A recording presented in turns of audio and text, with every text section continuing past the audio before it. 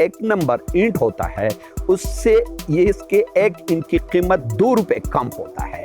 अब अगर एक बिल्डिंग में आप 1 लाख का आपका ईंट इस्तेमाल होता है तो वहाँ आपको 2 लाख रुपए का ये ईंट लगा के आपको 2 लाख रुपए के पैसे का बचत हो जाता है, आपका बिल्डिंग मजबूत बन जाता है, आपकी उसकी लेबर कॉस्ट कम हो जाती है, आपकी सीमेंट का कॉस्ट कम हो जाती है।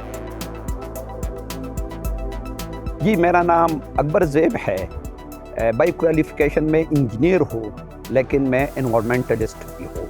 ये है फ्लाई ऐश ब्रिक्स।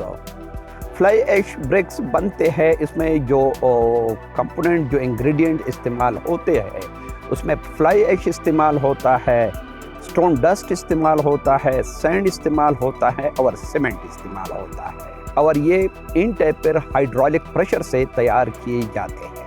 अगर इन्वायरमेंट के हवाले से हम इसको देख लें तो ये देखिए जो फ्लाई ऐश होता है ये इटसेल्फ एक पोल्यूटेंट होता है। ये सारी ईंटें यूनिफॉर्म साइज की होती है, तो इससे जब आप दीवार बनाते हैं तो एक तो दीवार इतना मजबूत होता है कि वो as a load bearing wall भी काम कर सकता है। मतलब ये नहीं है कि ये ईंट को सिर्फ पार्टीशन के लिए इस्तेमाल करे, तो इस पे ये है कि इस पे आपके सरिया का भी खर्चा कम होता है।